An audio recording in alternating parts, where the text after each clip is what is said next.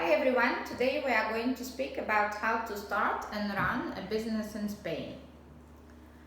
And we will start by speaking about the main ways of setting up a business in Spain.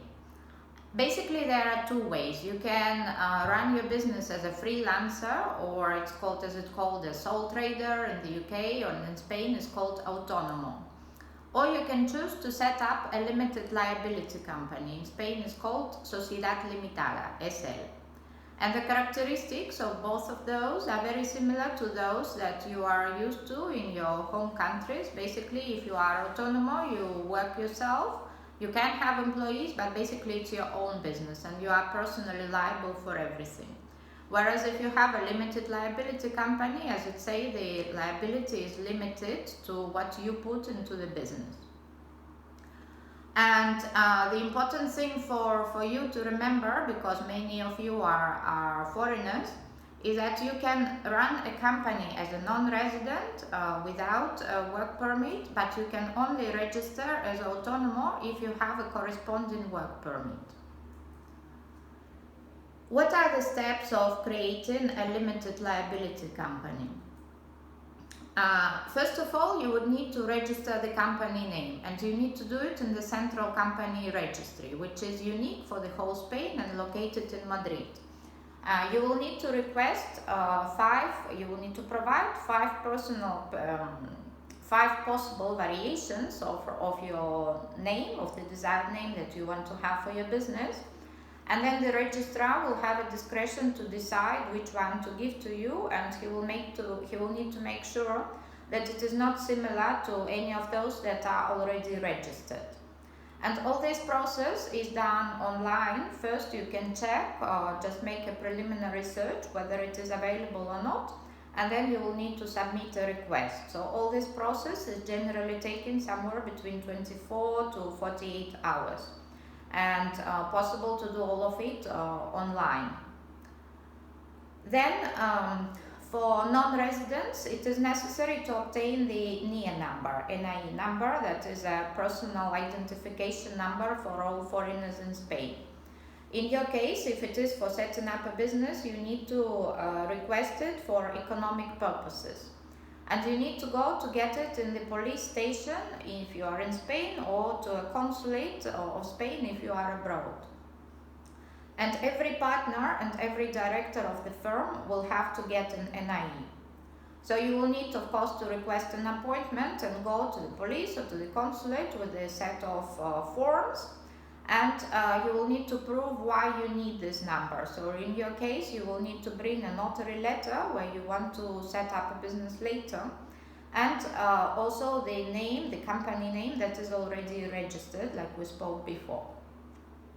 And you can do this step in person by going yourself to the police or to the consulate, or you can do it through a power of attorney. Then you will need to go to choose a bank where you want to have your company account and go there to deposit the company capital. The minimum amount is 3,000 euros, and it is also possible to actually set it with different assets, not just with the money, but it is more complex. And usual way, the most commonly used, is just depositing about 3,000 euros or a bit more. And this is also possible to do in person or through a power of attorney. Then the non-residents will need to register with the tax office. It's called submitting form 030. And again, every partner and every director will need to do the same. And also possible to do in person by going to the tax office yourself or granting a power of attorney. And then every partner and every director would need to have a personal electronic signature. There are different providers. There are some of them are most commonly used, and you can also do it in person or through a power of attorney.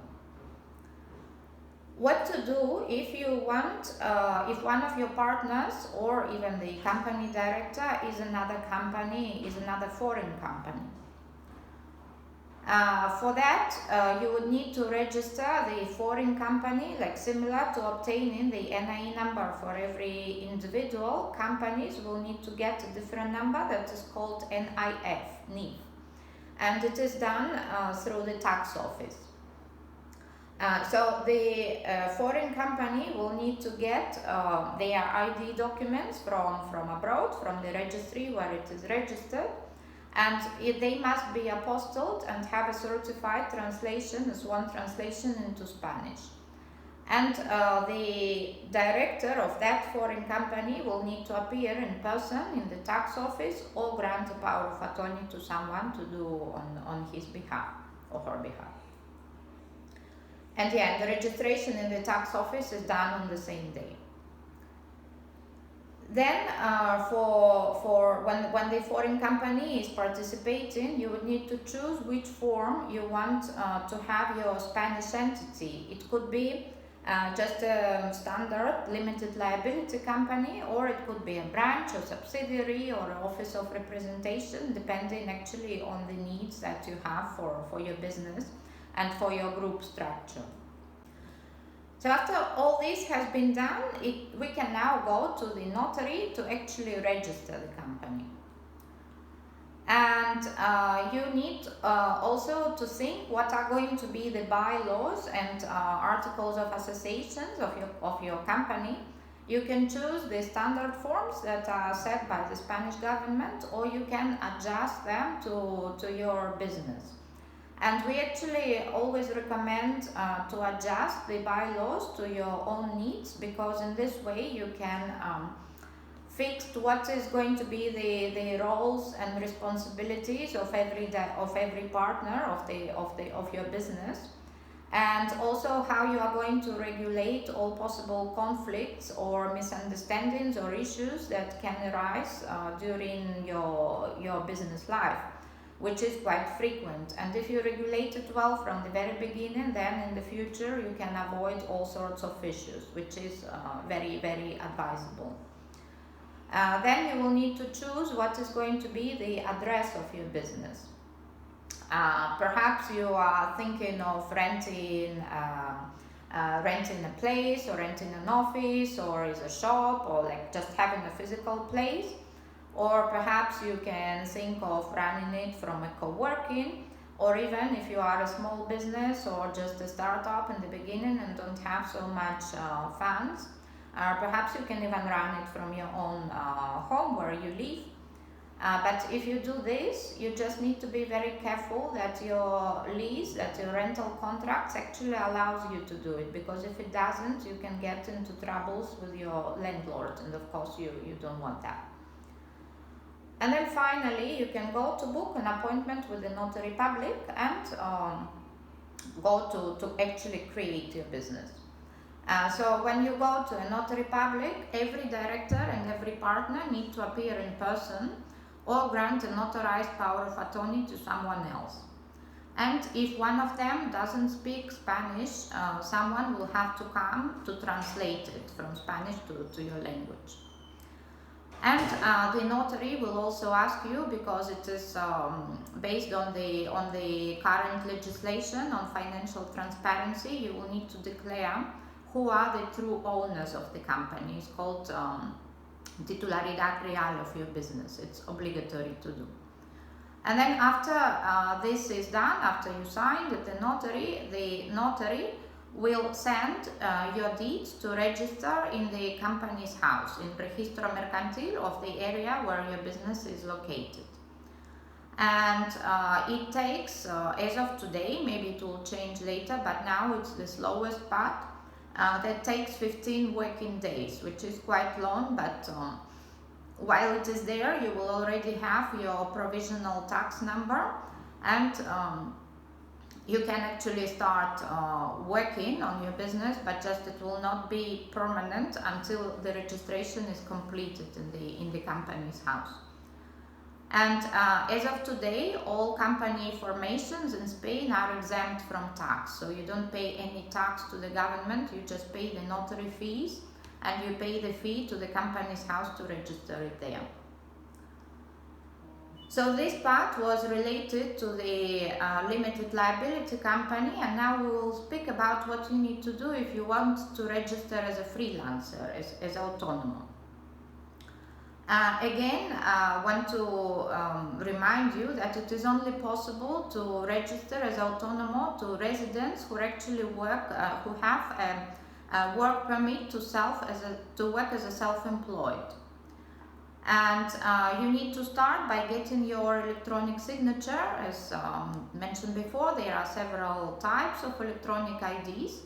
One of them are more common or as others, and some of them are more regional, and some of them are more for everything, but you can basically choose any one that you prefer. And then you need to submit forms to the tax office first, and then to the Social Security office. So you need to register both in the tax office and in the Social Security. And the forms are of course in Spanish, and they are quite long in fact and quite complicated, so you need to be careful which options you choose there, and especially when you choose which taxes you are liable, because according to those ticks in the form, you will need to submit tax forms on a quarterly basis. And another thing to remember for Autónomos, that since a couple of years ago, all freelancers in Spain must have electronic signatures, and they must communicate with the Spanish authorities online, with public administration online. And what to do if you want to invest in a business that already exists. Perhaps you found some business, or you know someone and you want to join them and enter into a business that has been already created.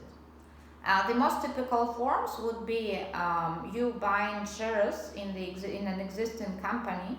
So you could write first like a private agreement and shareholders agreement, because it is going to be a new partner entering in the business. So it is really very necessary to sign all the conditions and agree all the conditions in written before you actually enter. And then you would need to go through the formalities very similar to actually setting up a company. Well, of course, not requesting the name, but all the rest, yes, you will need to go to the notary. And then all the changes, they would need to be registered in the company's house. And if you buy shares, you would need to pay a tax on the sale and purchase of shares. Another way could be increasing the company capital. If, let's say, that company was created with 3,000 euros, and you want to have to enter into that business, you can increase the capital of that company and get those new shares that have been created. In this case, you would be exempt from the capital gain tax, because it's how the Spanish law permits it right now. And also you would write a private agreement, and then to go through the formalities of notary and company's house, like Registro Mercantil, similar to the actual company formation. And then also you could do some sort of loan agreement with share of profit, or the possibility of conversion into shares, if you don't want to form part of the company so actively, but at the same time you want to participate in the business with some money. That is an option. And that is basically it, what it is about the basic summary of how you would set up a business in Spain. Thank you for your attention, and see you soon. Bye bye.